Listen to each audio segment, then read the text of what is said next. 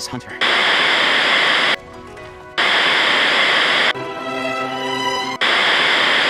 Welcome back to the fannISh podcast, or if you're new here, welcome to episode 2, Batman. The name Batman is saturated with images, meanings, memories, and opinions. When I say Batman, what do you think of? Do you imagine Christian Bale growling at Anne Hathaway? Do you picture animated Batman from the 90s with the emo color palette? Maybe you're an OG and you picture a graphic novel or a campy 1960s Adam West in tights. Or maybe you're like me and it's 1989, it's Michael Keaton and Jack Nicholson all the way forever with that amazing Prince soundtrack and those gorgeous outfits on the Queen Diva, Vicky Bale. In this episode, we're going to interview a Batman scholar, our very own Dr. Kyle Hammonds, who wrote an entire book about the Joker and has been a lifelong Batman fan. He's going to talk to us about the constellation of topics related to Batman, and there are so many because Batman is a complicated symbol. The author Will Brooker, another Batman scholar, yes, there are several, writes in his book Batman Unmasked, Batman is not a single character but a nexus of competing interpretations, a figure who can be endlessly reimagined to express different cultural anxieties and desires. So we're going to talk about how different artists have reimagined Batman, including film directors like Tim Burton and Christopher Nolan. We're going to talk about our favorite adaptations. I think you might be a little surprised by Dr. Hammond's fave, and what it means to adapt something. What responsibility, if any, does an artist have to the work they're adapting? We'll also talk about some of those cultural anxieties Brooker mentions because, believe it or not, there was a moral panic around comic books back in the 40s and 50s. Not because of violence, but because a guy named Fred Wortham decided, I kid you not, that kids were bad because of comic books. He wrote a very popular book in which he blamed what he saw as an epidemic of juvenile delinquency on comic books. He also blamed homosexuality, which he firmly believed was deviant behavior, on the relationship between Bruce Wayne and Dick Grayson, his sidekick Robin. So even if we might think Wortham was out of pocket, we'll explore whether there's any validity to the idea that artists have a responsibility for the socio-cultural effects of their art. And that will lead us to a fascinating conversation about the 2019 film The Joker, directed by Todd Phillips and starring Joaquin Phoenix. Dr. Hammonds has written extensively about the Joker fandom, so we'll discuss some troubling interpretations of this film, the idea of toxic fandom and anti-fandom, and whether filmmakers or artists in general have a responsibility to correct fans who are using their work to justify hatred and even violence. Throughout this episode, we'll talk about several books, articles, and films, and I've done my best to link them all in the show notes, or if you're watching on YouTube, in the description box down below. And before we get started, if you enjoy this conversation and you want to see more content like this, subscribe. We're releasing an episode every month where we talk to a fan, and with each interview we explore a variety of fandoms, topics, opinions, subcultures, anti-fandoms, etc. And every person we interview is connected to UT Dallas, whether as student, staff, faculty, or alumni. For example, next month we interview a young woman who is an artist, gamer, game design student, and student worker about Cyberpunk 2077. It's going to be a super fun episode, so subscribe, stay tuned, and if you prefer listening on the go, you can find fannISh on Spotify, Apple, and wherever you get your podcasts. But for now, let's go right to our interview with Dr. Kyle Hammonds on the topic of Batman. So Let's talk about Batman. can't wait. Okay, so I want to start with the fact that you are a Batman fan. Okay, so later, we can talk more about your academic work and your credentials and all that stuff. But I want to start at the start, which is, how did you become a Batman fan? Oh, yeah. I love that question. Yeah. So this started when I was a little kid. The earliest time in my life that I can remember is sitting on a couch watching Batman the Animated Series in the early 90s with my mom. And so I would have been, I don't know, maybe 3 or 4 years old, but those are really special memories to me. And Batman the Animated Series has a really unique atmosphere. It was one of, if not the first cartoons to start with a black background and then add color over the top instead of using a white background and then adding in all of the colors from there. So it's very dark, very gothic, and it's definitely influenced my aesthetics and my taste and everything over time. So I have very vivid memories of Batman the Animated Series, and I stayed with Batman all through life. That's crazy. I didn't know that about adding over black instead of adding over white. It's really cool. But I have a 46-year-old domestic partner who still watches it and forces the kids to watch it, and it does have that gothic look. Yeah. Yeah. Yeah, the tone is so different just based on what they're doing with the color and the animation materials. So you are a Batman fan. We're going to talk more about how you may or may not be an anti-fan of a particular Joker adaptation. We'll get to that. And you're a scholar of fan studies, among other things. So when those identities collide, which one usually wins? Oh, that's a really interesting question. So the first thing that comes to mind is that I don't really think about it in that way. So I've got some books stacked here that are just things that have influenced me and authors who have shared, shifted my way of thinking about fan studies. And then my book is on top. And one of the authors in here is a guy named Will Brooker. And I really love his book called Batman Unmasked, which is like a cultural studies approach to Batman fandom and how Batman fans created communities that were centered around superhero texts. So it's a really interesting read on top of being a really insightful and groundbreaking book in terms of understanding fan communities and how they relate to broader cultural issues and stuff. But all of that to say, his very first chapter, the introduction, is all about how he does not really try and choose between his fan identity and his scholar identity. And that resonated quite a bit with me. Other folks have talked about this concept. It's called ACA fandom, academic fans. And so the idea here, which I also try to incorporate into the way that I think about this stuff, is that by being a fan, I have insider knowledge that gives me access to the ways that people in these communities communicate with one another and their traditions and their rituals, their ways of thinking, because I'm a part of that community. The challenge here is that we sometimes talk about academics as if it needs to be like super objective all the time. And so you can't possibly speak to how something would apply to other people if you're so subjectively intertwined in it that you can't see past yourself. I do not think that's true. I think that objectivity is something that we can aspire toward and that can be useful in specific circumstances. Like if we're making medicine, having objective measurements is like really helpful for that, right? But then if we're trying to understand people, yes, in order to reflect on something, we need some degree of distance or objectivity, perhaps. But there's also the risk that we are so far away that we can't actually understand where people are coming from or how they work. So combining the fan and the scholar identities, I think, gives me a unique vantage point and access into these communities, both as a scholar, where knowing how the communities operate and what motivates them is really valuable to the kind of writing that I'm doing, but also as a fan, because I'm not just consuming content from the communities that I'm a part of passively. I'm thinking about it in more critical terms. So fanship or fanhood is just kind of, I mean, there are many different ways to define it probably.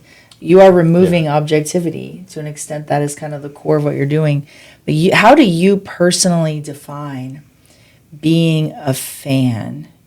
And how is that definition different or not from how being a fan is typically talked about online? I'm personally, for whatever reason, I'm interested in how important is it to the definition of being a fan that you have to be involved in a fandom, in a community? Oh, yeah. That's an excellent question. So there's recent work, like academic work on this from a guy who I went to grad school with and is now like doing his whole career as a fan scholar. His name is Dr. Caleb George Hubbard, and Dr. Hubbard wrote his dissertation on the concept of fanship. Fanship is a little bit different than fandom. So fandom is this idea that communities exist, and as individual fans, we find a sense of value in engaging with those communities and being a part of their activities. But then fanship is the idea that I have a personal sense of being a fan and being connected to something, regardless of whether I regularly communicate with or interact with other people who share that enthusiasm. And this comes up for me as a Batman fan quite regularly because maybe this is just, narcissism or hubris or something, but I feel very passionately about the Batman texts that I engage with, the comics and the movies in particular. And I don't really care if somebody has a different interpretation than me, or I don't really care to chase down fan theories about what's going to happen next, or those activities don't feel fulfilling to me. So I personally don't engage in Batman fandom broadly, but I have strong fanship that would be measurable fanship under the tools that we have available to measure people's enthusiasm, right? I know because I was a guinea pig for Dr. Hubbard, and he used some of those tools on me, right?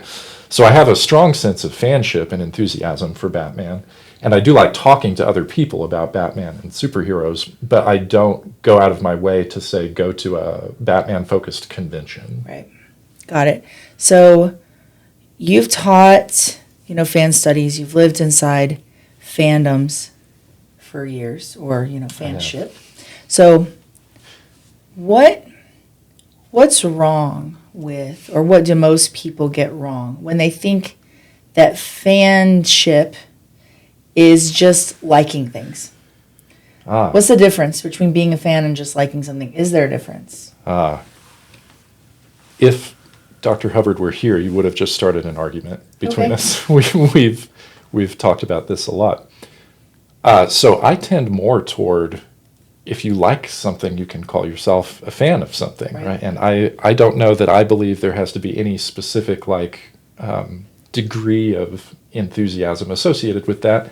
If you like having the title of fan and that makes you feel included in a community, that's great. But fan communities are often built on social hierarchies. We tend to think about fandom in terms of more or less enthusiasm, bigger or smaller fans. And that does have material consequences, right? So there's a reason people are invested in that, and it's because you get greater respect, you get greater status, you sometimes get things like access to objects or events or whatever that you wouldn't otherwise have access to. So there's a lot built into that. And I think people do feel very protective of their fan status. And that does lead people to say, I am definitely a fan because I have this much enthusiasm that we can see in measurable ways. Like I've bought these products or I've spent this much time learning trivia. And they are hesitant to include people who haven't made the same kinds of investments into those texts. Got it. So I want to talk now about Batman specifically. All right. So let's talk about Batman. This might be a weird question, and maybe I'm just going to ask it. Not who, but what. What is Batman? Why are we kind of Batman obsessed? Why have there been so many movies? What is the appeal? And I want to narrow that question down to what is Batman? Is Batman an allegory for something? What is it? And what is it that makes everybody so interested in this character? Yeah. What is Batman? Very abstractly, a literary device, a superhero who operates in this specific genre of heroes that has been developing for hundreds of years, from ancient Greeks to the Western to now. But then the really interesting part is, more specifically, like you asked, this character, Batman, is a particular manifestation of these stories, right? The book I mentioned before, Batman Unmasked by Will Brooker, mentions this a bit. And there may be slightly different answers depending on who you ask, you know. I do think that superheroes like Westerns and like Greek epics are ways for humans to use symbols and stories to kind of talk about and process really big picture abstract things that are otherwise difficult for us to talk about very clearly. Like death, for example, that's something that's really tough for people to wrap their minds around and to be able to discuss. And the Greek epics really tackled themes of death, right? So I think modern American superheroes are really focused on justice. Justice is the big, complex, multifaceted topic that we're really interested in. And Batman really gets down to, I think, a very grounded place in asking questions about justice. And by grounded, I don't mean like Christopher Nolan was so realistic in his portrayal, man. I mean, like, there are things that we can easily relate the story to as human beings. And so, for instance, Batman has had personal trauma. Mm-hmm. Maybe I haven't had the same personal trauma, right? Like, I'm lucky that both of my parents are alive and well, and I have good relationships with them, and that's very different than Bruce Wayne's life. But I have been through things that are otherwise difficult and challenging. And having this aspirational character who experiences unfairness and injustice and has trauma from that, but they are able to transform that into a imperative to do good for other people is what I find to be very resonant about Batman. Of course, depending on the interpretation of the character, maybe the specific ways that he carries out that imperative will be more or less sort of accessible to the audience, right? So the question of how do we go about using this impulse toward ethicality and toward justice is a question that Batman fans have to grapple with. It's not really advisable to go put on a costume and punch people who you disagree with in real life, right? But there may be some allegory there that makes a lot of sense. And Dr. Travis Langley, who also has a book on the stack here called Batman Psychology, talks about how virtually all of Batman's major villains relate to something in our psyche that we have to reconcile or cope with at different phases of our life, whether that's chaos or whether it's tension and duality being pulled in different directions, or whether it's overcoming fears. Batman has all of these challenges within his own psyche, and then he sees them manifested in the rogues gallery. And I think even if we can't relate to the specific circumstances of being a dude in a bat costume fighting somebody, we can relate to this idea that, oh, Batman has multiple facets of his identity, and he has to reconcile that. And maybe he comes across another character, like Harvey Dent or Two-Face as an example, who can no longer hide his own duality, and it essentially pushes him toward becoming a monstrous figure. Well, that invites us to look introspectively, to think about in the different identities that I have and the different ways that I perform identity in various contexts. How do I do that in a way that's consistent and authentic to myself?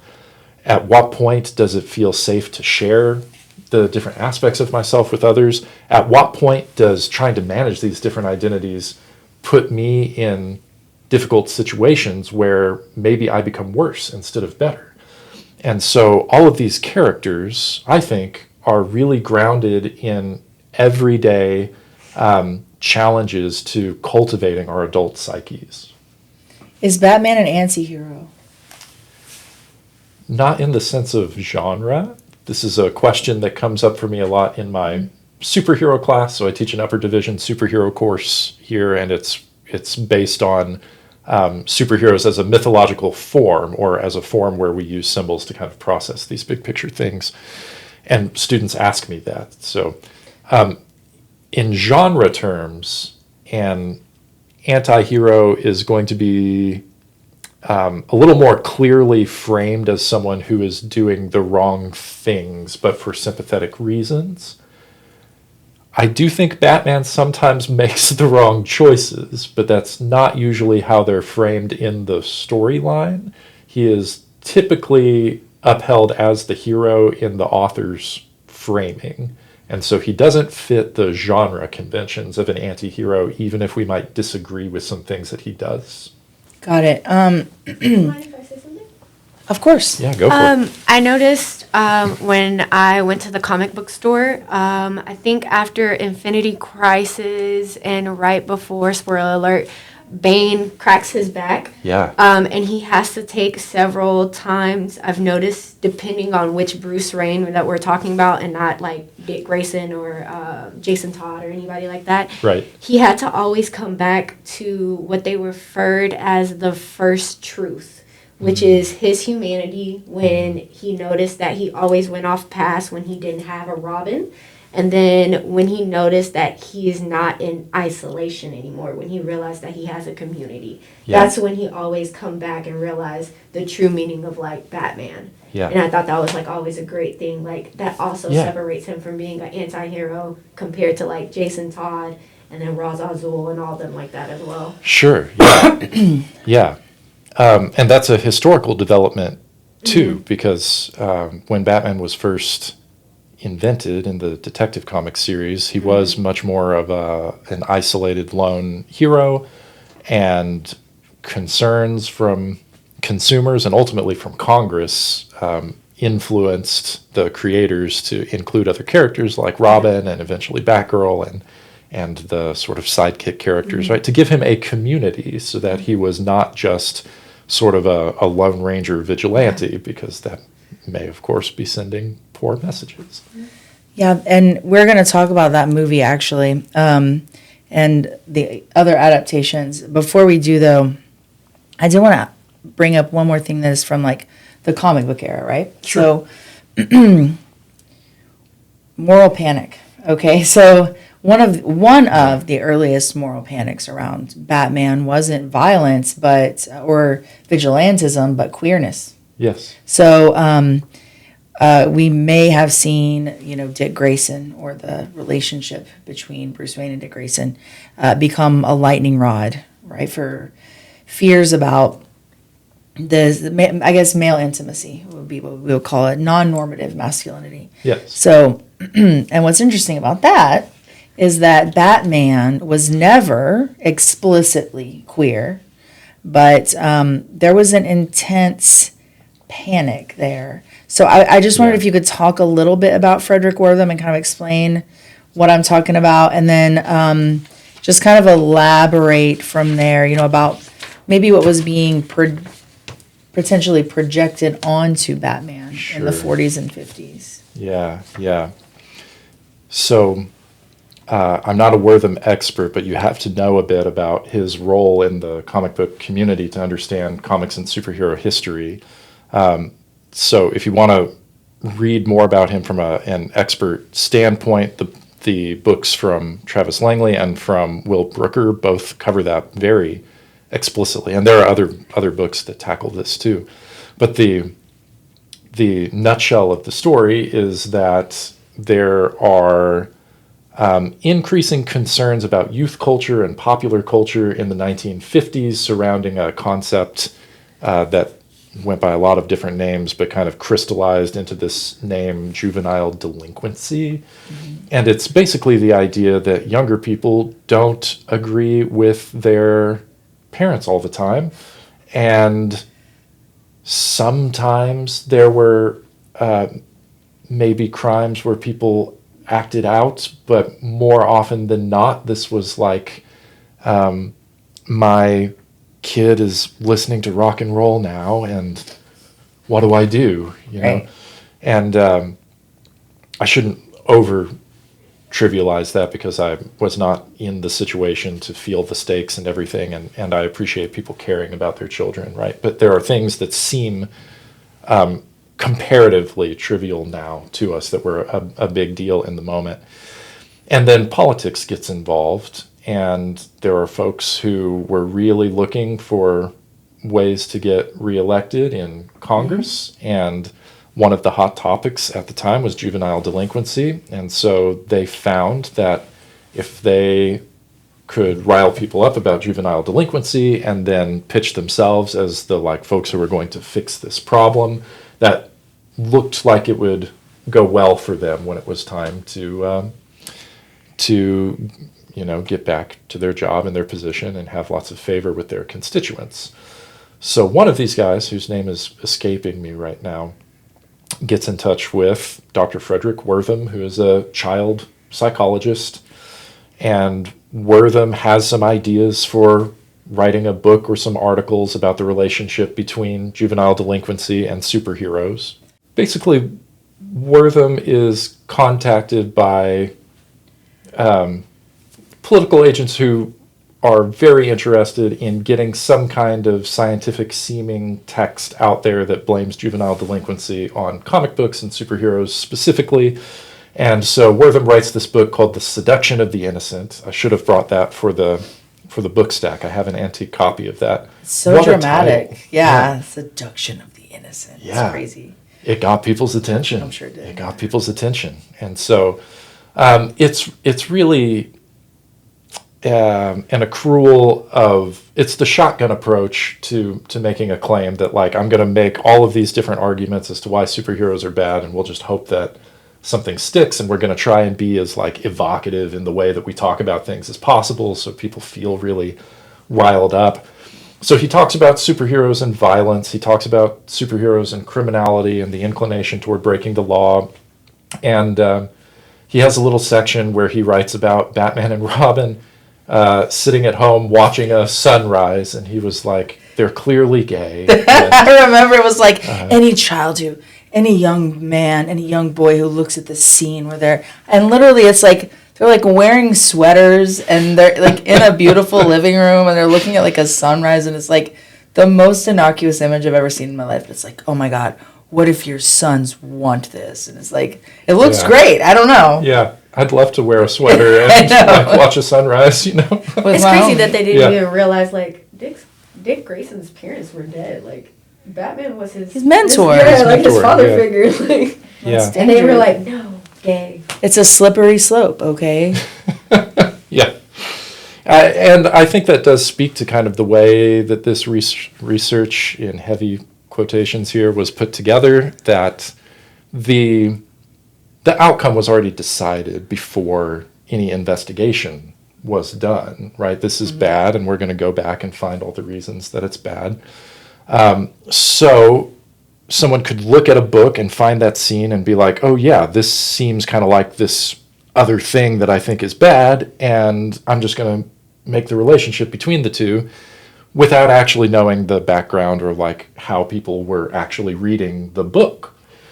And so it became sort of an inside joke for a while that the writers and artists would make Batman intentionally very flamboyant in the 60s and 70s to just kind of push back on that idea there. But anyway, Wortham publishes this book, and the biggest problem in the book is that there's lots of problems with the book, but the biggest one, in my opinion, is that his conclusion is essentially lots of kids who I label as juvenile delinquents like superheroes. Therefore, superheroes must have something to do with juvenile delinquency. But it's not really hard to reason through that and say all the kids were reading comic books at the time. It's not specific to the people who Wortham is working with. And he was also not very good at demonstrating causality. It was a lot of, I notice a couple of things, so they must kind of work together. Right. Yes. So let's talk about adaptations. So Batman started as a comic book character. Yeah. And then it moved to TV and film. So tell us a little bit about that process. And also, I want to know about your favorite And potentially least favorite adaptations. I'm going to tell you mine, and we're going to have an argument because I know we don't agree on our favorites. Great. Batman, yeah. Yeah, that'll be fun. So, yeah, Batman starts as a comic book character in Detective Comics, and this is what eventually became DC, right? But the title was the fact that they were doing kind of pulp noir magazines, and it was lots of different stories. Batman was just a character that they sort of tried out in one of their magazines. And it was a way of sort of visually playing out the stuff that people would normally get in like little noir books, right? So based off of novelizations. Batman himself is strongly influenced by a character called the Shadow, who was really popular in pulp novels at the time. So we have these roots in novelizations that are really close to Westerns that just kind of add a sort of American Gothic gangster sort of vibe to it. Batman is really violent, kind of lone vigilante character, even though he has famously developed a no-kill rule in recent adaptations that certainly did not exist in the 1930s. Really? Yeah. He had a gun in one comic. He just straight up shot someone in one comic. Bro, that's crazy. I showed my wife that panel very recently. Mm-hmm. We were I've talking seen it. about. I was like, oh my goodness. Yeah. She was surprised too. I have reprints of all of these books because I was just curious about what's in them, you know. So I've read a lot of the 30s and 40s books, and I just pointed out the panel to my wife. But yeah, he's like, I don't know why that's hilarious to me. Like, Literally Batman just capping somebody. It's very cowboy-esque. Mm-hmm. Yeah, he just like, Okay, I guess. yeah. You know, Yeah. if there's room on the utility belt, I guess. Yeah, that's it. It's also much more fantastical. So he fights cultists and vampires in the early books. Court of the Owls or something like that. That's a fairly recent invention, but it is inspired by some of those early characters.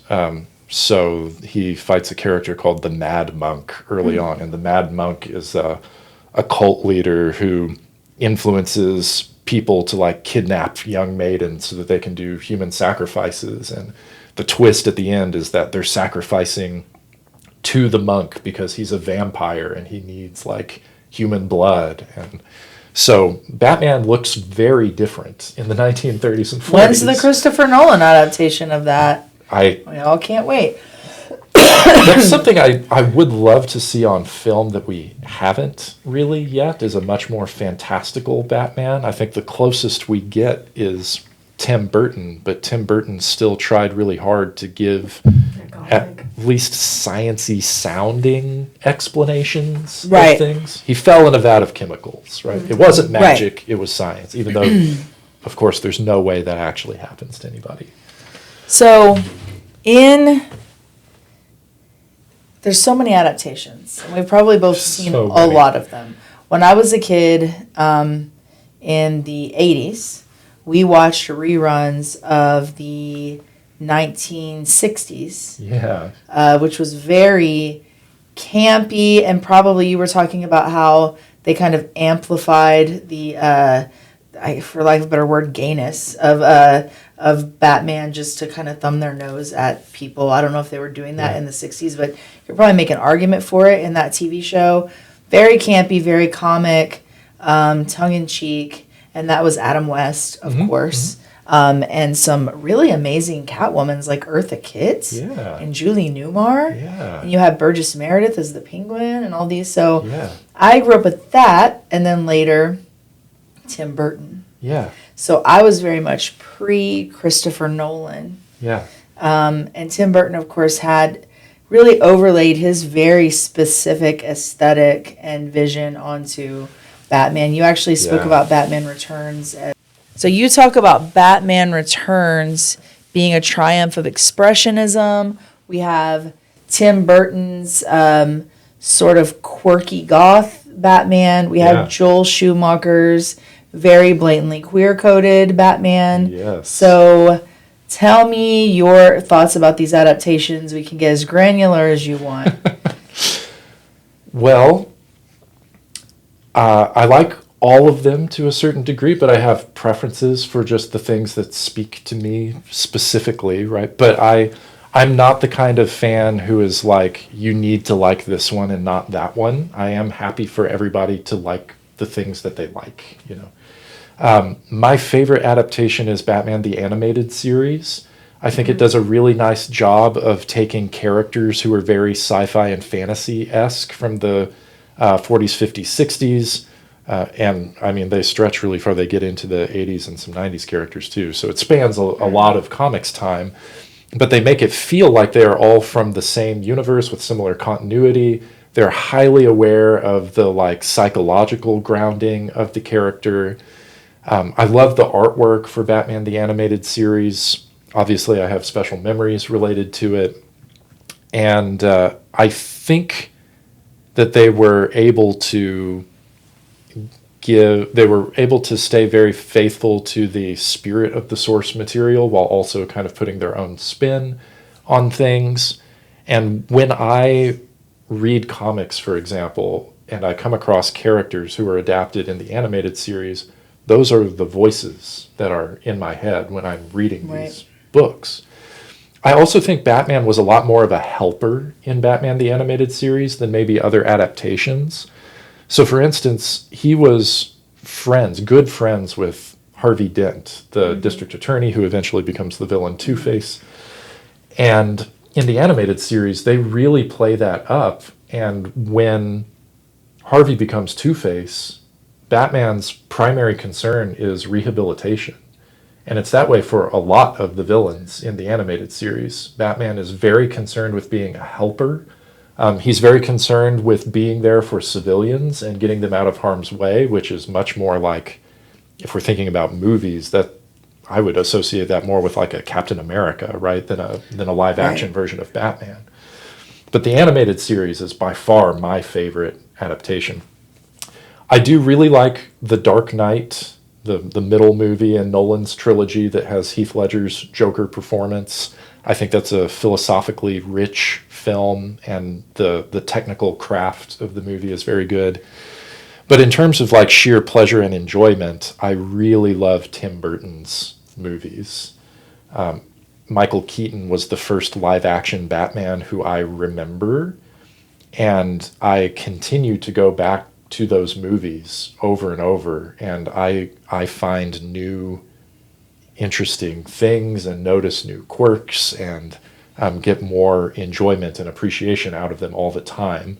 And I think the thing that I like the most about them is their expressionistic quality, that it's almost dreamlike, right? In scholarly terms, it's very Jungian, where they're intentionally making it kind of surreal and where the characters seem like they're archetypes that stand in for things. You're seeing Tim Burton's brain, his imagination, like spill out onto the screen, and you have to kind of decode what parts of his psyche he's pitting against each other in the movies. It's really, really interesting. I saw Batman, Tim Burton's 1989 movie, in the theater recently, and I'm not really the hugest fan of Batman, but the character. Fair enough. But I love that movie. I grew up with it. Yeah. There is an element of silliness to it when For you, sure. right? Especially when you compare it to Christopher Nolan, who's trying to be very gritty and realistic. But his Christopher Nolan taking Batman very seriously adds a sort of a maybe unintentional silliness. But when you're like, this guy dresses up as a bat. Like, and the more serious you try to make it, it almost makes it more ridiculous. Sure, yeah. But the standout for me for Batman 1989, as much as I really like Michael Keaton and his performance, is Jack Nicholson as the Joker. Oh, yeah. Incredible. Really incredible. And just, not for nothing, I don't think I've ever seen anyone fake laugh better than that guy. Like, he has to fake laugh through, like, half of the movie. Yeah. And it just sounds so real every time he does it. And that's like a whole skill in itself. But since we're talking about the Joker, this is my clumsy segue, let's talk about the Joker. I want to approach specifically the 2019 film. We'll talk about the character in general as Okay. well. So you wrote a book. Yeah. And so tell us about your book. Go into some detail. And let's just talk about this character. And then in particular, let's talk about this this adaptation, this 2019 Todd Phillips film. Yeah. That was a lot of things to dig into. Where do you want to start? Let's start with your book. Tell us the name of the title. Tell us why you wrote it and what it's about. Yeah. Okay. I have maybe some regrets about the title. It's very long, but it's Interpreting and Transmitting Cynicism in Joker, the Dark Side of Film Fandom. But what is cynicism for people who don't know that word? Oh, Like me, yes. the first time I saw your book title and had to Google it. Yeah, fair enough. It's even difficult to Google because people don't. It's an old word, an archaic word that we just don't use in that way very much. So in Greek philosophy, they talked about cynicism in terms of the way that we talk about cynicism now, and there's a kind of a weird shift in the way that we do spelling because the Greeks didn't have the same letters that we did, and so we have our word cynicism, and much of what we associate with that is what they would have talked about in ancient Greece. Basically a kind of persistent pessimism about society and the way that it works. And recent scholars like Peter Sloterdijk have put together works that look at cynicism in modern society and contextualize it. And his basic argument is that things like critical theory have come out of the cynical way of thinking, which I think makes a lot of sense. That's sort of intuitive, that in order for us to, critical theory looks at inequity and aims to identify where inequities come from and sometimes how to solve them. And I think that can be a helpful tool sometimes. That relies on constantly looking for the things that are wrong. And so Sloterdijk explains that's sort of exhausting for people. Maybe you do really want to care about stuff, but if you care about everything all the time, that's an impossible way to live. And I think it's part of the reason people push back on critical theory is it doesn't really give them alternate avenues. So Sloterdijk identifies a group of people, a whole social trend where people are adopting some cynical ideals, but they're manifesting it as lack of care. They say everything's bad, we can't do anything about it. By your caring and trying to do something about it, you're just making a fool of yourself. And so this branch is characterized by sarcasm and laughter and sardonicism, irony. It's pointing at other people and laughing at them for caring so much. And contemporarily on the internet, this is basically just trolling. I was about to Yeah. say this is every dude on the internet. Yes. Roughly. And so that's what I call cynicism. Is I'm trying to communicate along with Sloterdijk that there are these two branches of cynicism, and one of them is the very traditional sense where there's a like pessimism, and people invest a lot of care in trying to fix problems, but they are not very optimistic about society. And then there's cynicism, where people say we shouldn't even care, we shouldn't even try. The only thing we can do is laugh at the circumstances that we're in. What it's really about is it's a fan studies book that is focused on fans of the 2019 movie Joker. And it is my attempt to explain and understand how communities can interact with the same text and come away with not only incredibly different interpretations, but sometimes interpretations that incite conflict between themselves and others. I hone in on white nationalist communities and people who are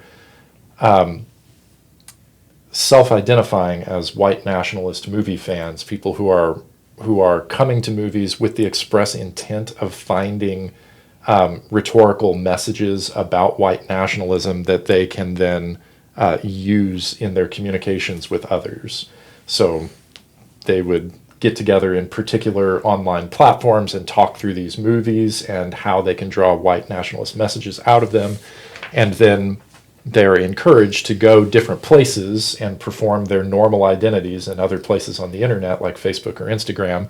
And they talk about and review these movies. There's a genre that I discuss called movie talk, and it's just speaking authoritatively about an interpretation of a film. It's very common online, particularly with influencers. And people basically will co-opt this genre of movie talk to communicate white nationalist ideas. So that's what I hone in on in the book. So in the big picture arena, this is about fandom and interpretation of fan texts. And the specific case study that I'm looking at are white nationalist movie fans who are interpreting films like Joker in a very specific way, and they're leveraging and weaponizing interpretations of those texts to try and convert people to their political ideology. So you spent a lot of time on forums, or one forum in particular that was specifically white nationalist movie fans. Specifically, Yes. What was that like? Horrifying. Yeah. It was terrible. I first learned about this group because I attended a conference at Bowling Green State University, which is the school that sort of founded the Pop Culture Association and is the only university that I'm aware of that offers a PhD in popular culture. And so they hosted a Batman conference, and I was one of the presenters at the Batman conference. And another presenter did a paper called "The Dark Knight is Not Alt-Right," and talked about how these are divergent interpretations of the character, and he mentioned a particular fan community. So as I was working on my PhD, I'm interested in fan studies and media. My PhD is in communication, but I focus on media communication. And I kept thinking back to this guy's presentation in that particular fan community, and I thought, it seems like it wouldn't be a huge problem if there was this section of people who had really extreme beliefs and we could just point at them and be like, yeah, they're not with us. Still problematic, for those beliefs to exist and to be in the fandoms, but it seems like that would be relatively easy to identify. But I also spend time in Batman fandoms. I don't participate a lot or post a lot, but I'm in virtual communities. And I would read people regurgitating the logics of white nationalism. And it was really hard for me to tell whether they even knew they were doing it. Yeah.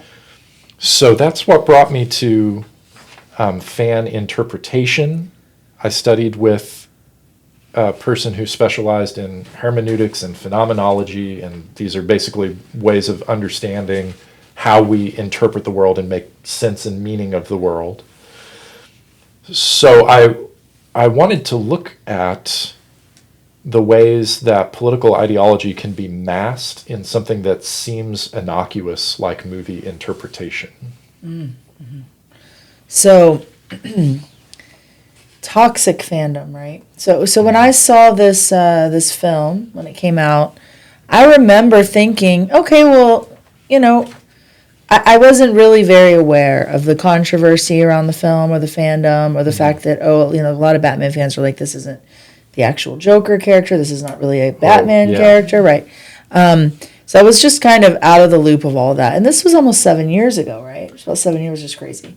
But I remember just thinking like, oh, this is a story of, a mental illness and how cruel we are to the mentally ill and how it backfires on us as a society. Yeah. 7 years later, I see it very differently after, for one, doing, a master's degree that focused a lot on kind of feminist media studies, and this line between critiquing society and indulging in grievance, right? So do you think that the film crosses that line? Do you think we should be more skeptical of films that claim to be brave and honest but are actually doing this? And I guess, do you think that the film was, I would just love to hear you talk about that, and how responsible is Todd Phillips for the fandom, or not? Oh, yeah. People will differ from me on this, and so I'm giving you obviously the answers that I've worked through from my philosophical position, right, and the hermeneutic approach that I take in my book. I do have chapters that deal with this in my book, and I am an anti-fan of the film. So there's an edited book by Melissa Click, who is a really great fandom scholar, on anti-fandom that's on the stack here. And anti-fandom is, just for clarity, like where someone has a lot of enthusiasm about something and invests resources in it, like their time, but it's to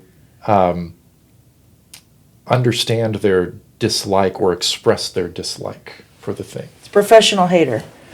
Right. Scholarly hatred, yeah. Yeah, there you go.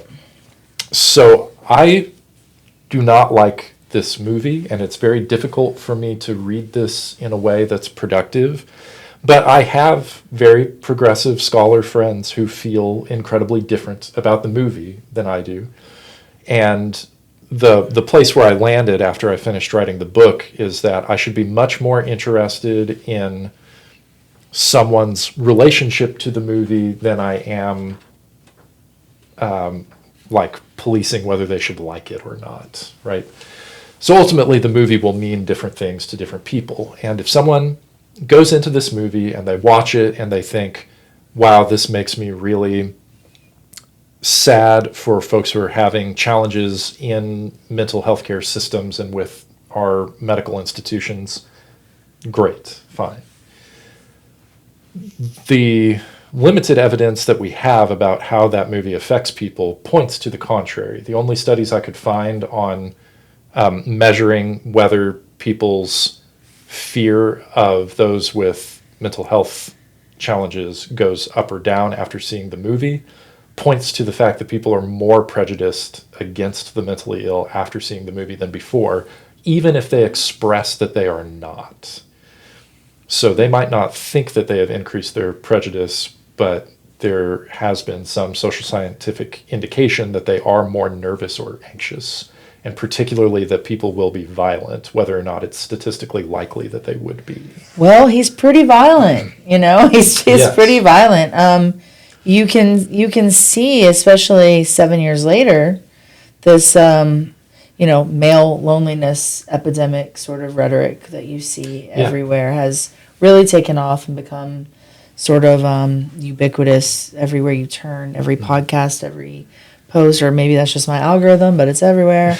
And you can kind of see how certain groups, especially maybe the ones that you were not interacting with, but observing, doing your research, kind of weaponized this character. Yes, yeah.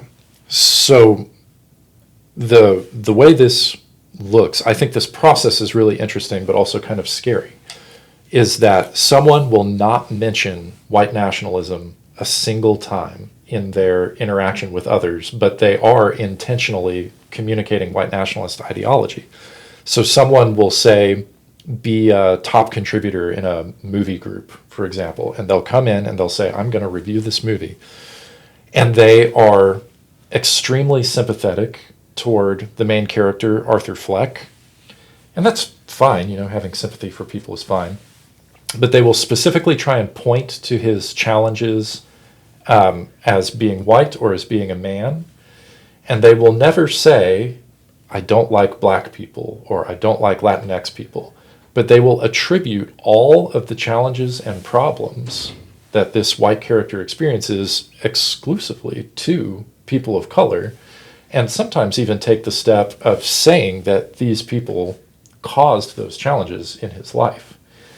It is a really small jump from there, looking at the movie as a microcosm, to saying, I think people of color are a problem in the mental health institutions. And I saw people expressing those things in the data that I used for my book. And so it appears really subtle because they never announce their political ideology and they never explicitly say bad things about people in a certain marginalized group, but they still attribute problems to them exclusively. And it pushes people in that direction. Got it. The Pepe profile picture. Exactly. Guys. Yeah. Exactly. Yeah. Okay. Thank you for that. So tell me, when it comes to the Todd Phillips Joker movie, what responsibility, if any, does Todd Phillips have for the way the film was received and interpreted, and for this, I think we can agree, toxic fandom that developed? Yeah. This is, as I'm sure you know, a much bigger debate in the world of art, right? Arts and humanities. Like, if you interpret something for someone, it's taking agency away from them. It's putting a great emphasis on the author and maybe undue emphasis on the author. And people have lots of different positions on how much responsibility the author has to explain their work to other people.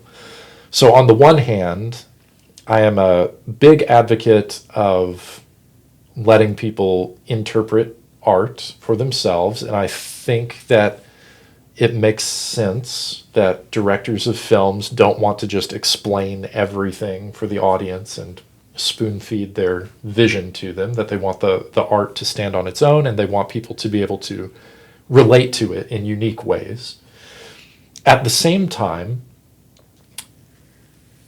if people are explicitly citing their work to do really nasty, horrible things, then I do think the authors can use their influence to mitigate that. And this has been brought up to Todd Phillips and to Joaquin Phoenix, the star, in interviews, and their basic position is like, we're not going to tell people what to think about this movie, and we can't be held responsible for what people will do with the movie. The way that I see it is, if you have infinite possible interpretations of a film and you eliminate one of them, that's not impinging on people's ability to understand and interpret that movie. So from my standpoint, I wish that people like Phillips and Phoenix wouldn't have explained everything out for the audience, but just said, hey, we're not about white nationalism. This movie's not about that specific thing. Right. What would it cost you to just say, that's not what I meant, right? Yes. Like, yes. If it isn't what you meant, why not just say, that's not what I meant by that? I mean, not my undergrad was in literary studies, and I remember how my mind was blown the day that my professor said to me, authorial intent means nothing. And I was like, what? This opens up so many possibilities. So, I mean, I guess you could argue that, but I would say it's kind of like, I would tie it back to even Gen Z people. The whole Sydney, Sweetie. I was just about to bring her up. Okay, yeah. And now, like, because she's now in this new movie, and people are saying any movie that she's in now is flopping, which is an absolute fact, because nobody's going to see her. now she's trying to say, after already having 3 interviews saying, I'm not speaking on this, there's no point. If you believe it, that's what it is. Now she's like, no, that's not what I mean. That's I not what don't believe mean. you. Yeah. Like, I don't know. Yeah. I'm just trying to fix my reputation at this Yeah. point. But it's crazy how they are taking something. They know it's bad, but they're still, it's kind of like they're enforcing it. It is like they're important because all you have to do is say, I didn't mean that. And if Yeah. you really didn't mean that, that's all you have to say.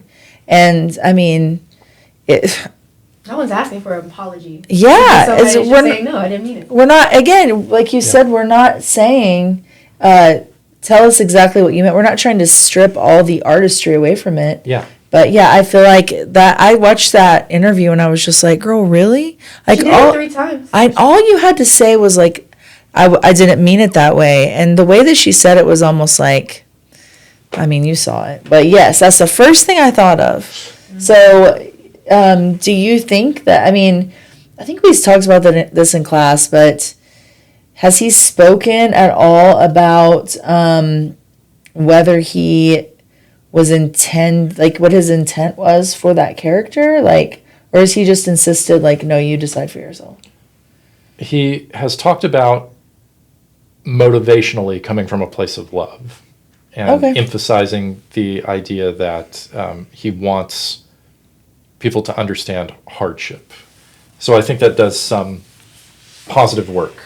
But it also can be interpreted many different ways very easily. So I was visiting a website where one of the leaders on that website posted a review, and they really felt like what Phillips meant was that we needed to embrace a love for white people and their challenges, and that his words, righteous violence are the way to transform society in response to that. Now, I want to be cautious here because I am not aware of any specific instances of violence that were like unmistakably linked to this movie. But there's also the notion of something we call mean world syndrome in media studies. And it's the idea that, yeah, specific text probably doesn't cause most people to act in specific ways, but the texts that we resonate with and that we, keep mental space for will give us a sense of the tone of our lives and how to understand the world around us.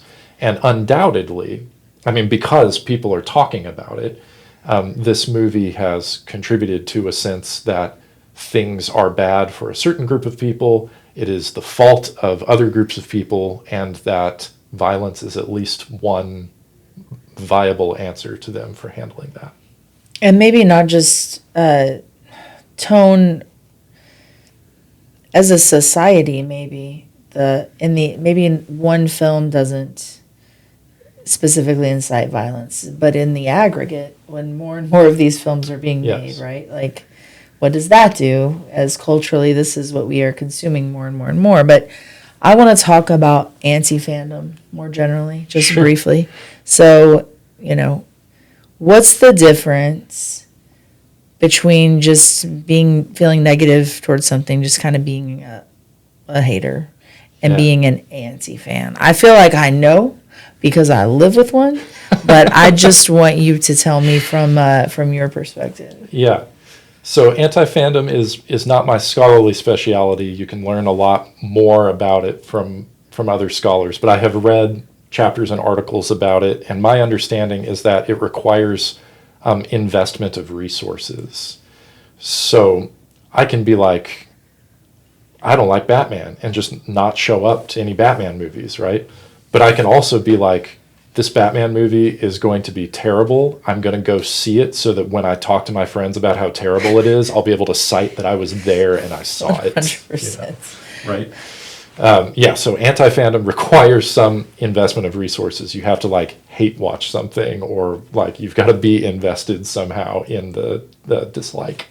So we read some Henry Jenkins, is that right? We did, yeah. Who writes Also on the about table. fandom as a participatory culture, right? Yes. More about just like going, I like that, but about somehow participating. And so it's the same thing, except instead of participating because you like something, you participate because you hate something. Now, I live with a man who invests a great deal of time and energy into hating the Dallas Cowboys. Okay? Right. I've never liked the Dallas Cowboys. I've never liked them. I always thought it was just toxic, and we can get into that. But this is a certified anti-fan. And so that brings up my next question, which is, is there a difference? Maybe you can't answer this. Maybe we can just have a discussion. Okay. Between being an anti-fan and being an anti-fan of the fandom. So, like, maybe you don't mind Taylor Swift, but you hate Swifties. Maybe you don't really care that much about the football team, the Eagles, but you passionately hate Eagles fans, and you like to go online and argue with them and tell them they suck. Maybe you don't mind watching Marvel movies, but you just think Marvel fans are super cringe, and you participate in that in some way. Is there a name for that, or is that just anti-fandom? I don't know. There may be scholarship about this out there, but I have never looked into parsing the different kinds of anti-fandom. But that's certainly a common experience that I hear about. I mean, frankly, I don't resonate particularly strongly with Batman fans. Their politics often skew a little bit different than mine, and I have very different favorite stories than a lot of the mainstream stories, and so I don't feel especially aligned with that community. I don't know that I'm necessarily a hater, but I mean, I definitely know, like in my popular culture classes, I have a day on celebrities, and I use Taylor Swift as my case study celebrity. And I always ask students about their relationship to Taylor Swift. And there are definitely students who are like, I really like listening to her music, but the fans are too intense for me. Sure. Right? So, I mean, I hear about this a lot. But if we don't have scholarship on it, that's definitely like, if you're listening and you do like writing about media studies, do this. That'd be a cool project. Substack. Right. Yeah, exactly. So I asked that. I just have my own weird question. Yes. Do you believe Joker is insane or super sane? Because there's one issue that I've seen where he kills Batman, and then he goes and lives his life, like gets a wife, has 3 kids, realizes his comic book is coming up. He turns the page, it's blank. And he's like, no, we can't have this. Yeah. And he finds a way to resurrect Batman, and he knows from this point forward, like, his only purpose is to be Batman's opposite. Yeah. Would you call that insanity? Or would you call that kind of like Deadpool, where he's breaking the fourth wall, and he's actually saying, like, he knows he's in a comic book, so he's just playing it up because he gets to do whatever he wants in this comic book. It's like meta-sane. Yeah. Yeah. I'm glad you mentioned super sanity is the term that you use that term, and that comes from Grant Morrison, who is a longtime writer on Batman, as I'm sure you know. But, so Morrison was intervening in a problem in the superhero writing community, that if we want to explain a bad guy, we often just say they're insane. Yeah. You know? And what does that do to our perception of people with mental health concerns, right? That's potentially very destructive. Yeah, that's why I brought it up, because you brought up the Joker and the mental health. So I would assume, what would that be? Yeah. I think since Morrison bringing up this concept, there has been a trend at moving away from calling the Joker insane. My favorite, this may be a controversial choice, my favorite comics iteration of the Joker is the one written by Scott Snyder and drawn by Greg Capullo in the 2010 New 52 Batman. And I published a paper about this version of Batman and the Joker. I really like this version. There is a story called Death of the Family, which is a play on Death in the Family, where Jason Todd was killed 30 years prior to this book coming out. And it is about Joker being motivated by jealousy of Batman's relationship to the other people in his life, like Alfred or Robin. Yeah, 'cause he kills Alfred like a couple of times, or even just chopped his hand off at one point. Yeah, this is the version where he like cuts off his hand. Yeah.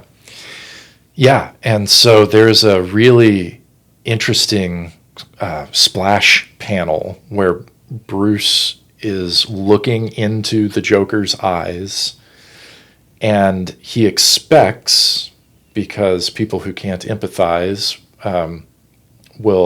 their eyes will not be as inclined to dilate right at impassioned moments. And he is expecting that the Joker's eyes are going to remain steady, but they don't. When the Joker realizes that Batman is like really locked in on this fight and giving the Joker a lot of attention, his pupils just get enormous. And there's a whole little monologue about how the Joker is evil. That's the explanation. The thing that makes him excited is pursuing this very toxic, violent relationship with Bruce. And sometimes other people. Relationship. For real. So crazy. There you go. Wrong. And it manifests with Harley Quinn as well, right? And so all of his relationships are this way. He is... Well, with the new one, I know it's not Harley Quinn anymore. He has a new assistant. He treats her way better than Harley Quinn now. Like, he treats her with so much respect, and, like, it's crazy. Like, this is the only other villain that he treats with respect, and she's just as intelligent, but she's also a college student, and she's just doing it just to do it. I forgot her name, but she's new into the thing too, and she's the only one that he like respects enough to like get her opinion and do anything else on. Yeah. Then he does, and then he does that to Harley Quinn and continues to do that to Harley Quinn. It's weird. Right. Yeah, very strange seeing how his ability to relate kind of shifts over time. And of course, that's a reflection of the writers and the culture that we inhabit as well. Like, what are people interested in getting out of their experience with these characters, right? Yeah. Oh, perfect. Thank you. Yeah. No, that's a very interesting question. So, the course that I took with you, which was Foundations of Interdisciplinary Inquiry, which is a foundational course for the MA in Interdisciplinary Studies. We used fan studies as like the framework for, understanding interdisciplinary studies. So what makes fan studies such a good lens and a good way of understanding what interdisciplinary means, and why does this belong in an interdisciplinary studies program? Yeah. I love that question. Yeah. Because fan studies requires knowledge of lots of different fields in order to do it well, right? So understanding the way that people relate to texts is very versatile. So you can study that through psychology, but it's going to be a particular person or small group of people. Or you can study it through sociology, but then you're looking at big picture trends and not honing in on the particulars of a certain group.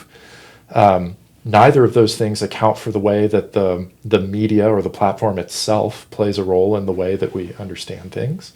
None of those fields tell us about the processes by which we come to make meaning from things that we experience. And so fan studies isn't just one of those things. I would be really bad at fan studies if I could only approach it through one of those lenses. the more context that we can add to help us understand a phenomenon in fan studies, like the more rich our explanation is going to be. So interdisciplinary frameworks that say we need to find models and theories and concepts that help us draw the wisdom from lots of different places to create contexts that are nuanced for understanding things actually leads us toward more depth, I think, than even specialized fields, because it's, in one case, kind of putting all your eggs in one basket, and in another, drawing tools from all the different relevant areas to come to the most complex understanding that you can of the thing at the center. Excellent. So if a potential student is listening, thinking, I love pop culture, but I'm skeptical that it could be studied like this, that it could be an academic discipline, like, or a parent who's like, y'all are just a bunch of nerds who grew up and did, like, you didn't want to grow up and you just wanted to, like, talk about Superman or Batman, but make it, lend it some, credibility. What do you, sure. So what do you say? What do you say to people who are maybe skeptical about the academic approach to something like Batman? Yeah. Well, there are different kinds of objections, so I might tailor my response depending on the objection. But some of the common things I hear have to do with this is not a serious form of study, right? Because there are things you like in it. So if there are things you like, it must not be serious. Sure. First, that's not true, right? All you have to do is go to a football game to understand that's not true, right? This is a game. It is a game that people play, and it has turned into an enormous economy, right? People invest their money, they invest their emotions, they develop relationships, they invest their time, right? They give their thoughts to the thing. There are huge investments in things that we consume as enjoyment, right? Let me just give you an aside on that real quick. Yeah. Chris and I am actually the one who suggested it because he has made me a football fan, which I did not think was possible. I was very resistant to it. But after 2 years, I was like, okay, I get it. I'm locked in. Like, you have no idea. And I brought this up. I was like, hey, so Valentine's Day is coming up and our anniversary is coming up. What if we saved that money so that we could go see when the 49ers play the Cowboys next year? Because the tickets will go on sale in May. So we have Valentine's in February, anniversary in April. I was like, let's save our money. Yeah. And let's just take the money that we were going to spend on buying each other gifts and stuff, and let's just buy tickets to this game. He's going to love it and hate it. Listen. He's just going to talk through the whole thing. Listen. First of all, we're going to beat them. So we're going to love it. But, yeah, and he was like, are you serious? And I was like, yes, I want this. So when you talk about investment, I'm like, okay, yes, yes, invested, and for sure. Going to be surrounded. Well, what's crazy is the 49ers, what they call travel well. So 49ers fans travel more than any other fans. Oh, okay. So when you go to other stadiums, you will see a lot of 49ers. But now, 49ers and Cowboys are rivals, so it's going to be very interesting. Yeah, it'll be fun. But anyway, when you said investment, I was like, literally. Oh, yeah. The money, but also like the relationship, right? You shifted your expectations for relational benchmarks, right? So that's when we study things like this, we are actually studying a lot of other things. We're studying ourselves, right? Our sense of identity and our sense of community and how we relate to other people. Some people look at these phenomena and they're studying marketing and they're studying economics. Michael Lewis wrote a book called Fandom Analytics that's just dedicated to this idea that major institutions are either going to start thinking about marketing to fans, or they are going to be left behind, and their marketing strategies will not be as effective in our current social climate. The same guy who wrote Moneyball, which absolutely blew my mind. Yeah. Oh, really? Isn't it Yes. wild? Yeah. And I was The like, Big Michael Short. Lewis, that's the Yeah. guy who wrote Moneyball and The Big Short. Yeah. And I had just been listening to him on a podcast because he just released just published a book recently. And I was like, yes, the same name. And you were like, it's the same guy. I was like, Yeah. no way, because I did not like that book when we read it in class. I am concerned that there are marketing applications that reduce fandom to like an instrument. It's a turns fans into a means to the end of Sales. making money, which is a little bit icky to me. Yeah. Even though I know that to some degree in marketing, like your goal is to make money and everything. But that's just maybe a caution about anybody who goes that direction, right? But it's just one other application of this stuff, right? So we're not really just studying this like that fans exist, right? We are studying the stuff that makes up our relationships, the things that motivate people, the places where people invest in markets. There's all of these other things that are interconnected with it that we're really trying to learn more about humanity and how it works using these fan studies as like a vehicle. We're going to do the fannISh 5, okay? Oh, all right. So I'm going to ask you these 5 questions. I'm gonna start adding like a dun dun dun. Yeah. Now, Yeah, as an I aside, didn't expect this. So. you're not supposed to. So as an aside, after I ask these questions, if there's anything remaining that you haven't gotten to talk about that you want to, then we'll squeeze it in. Okay. So the fannISh 5, same 5 questions we end with for everybody. Okay. Okay. So let's go. Number 1, what was your first fandom? Film in general. You're like, I like movies. I got into like being in fandom communities because I found movie related message boards in the early 2000s, and then I administrated a movie themed message board for a few years in the early 2000s. That's real participation. Yes. I understand that. Number 2, what's your comfort media? It could be anything. Book, podcast, show. What do you turn to when you just want to feel cozy? Movies. Movies. Yeah. Is there a particular movie? They change all the time, but unquestionably, Batman will help if I'm in a funk. Oh, sure. Absolutely. Vicky Vale's outfits for me, honestly. I was like, what? This really held up. Yeah.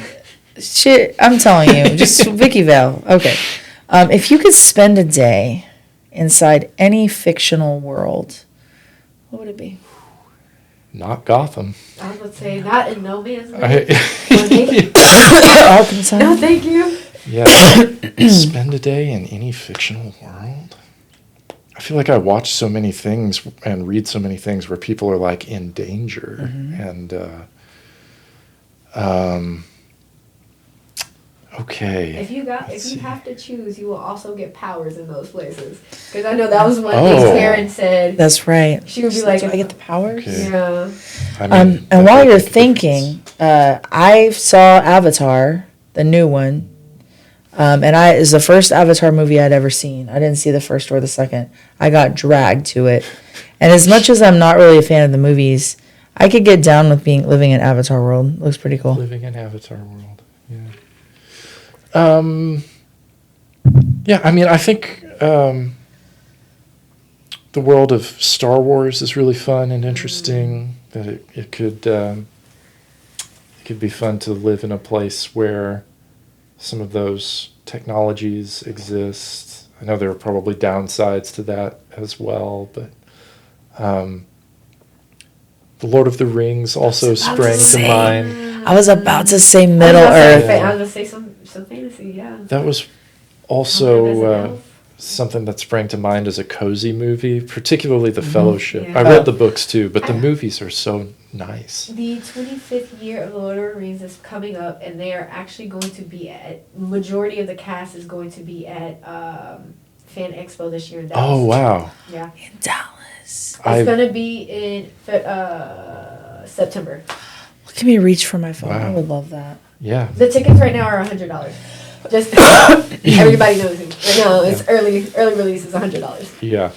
Not That to mention was, whatever you pay for the Yeah, the if you photo get the ops and the DVD. autographs. And, yeah. That was a fandom for me, for real, for sure. Yeah. My three brothers and I, the opening night of each one of those three movies, we were in our seats. So Oh, yeah. nice. Yeah. What is a fandom that you really just don't get? I like the way you put that. I was all tense that you were going to say don't like, and I was going to be like, I don't, I don't want to get hate. I phrase it that way for a reason. yeah. I mean, people should like the things that they like. Sure. But a fandom I don't get is the MCU fandom.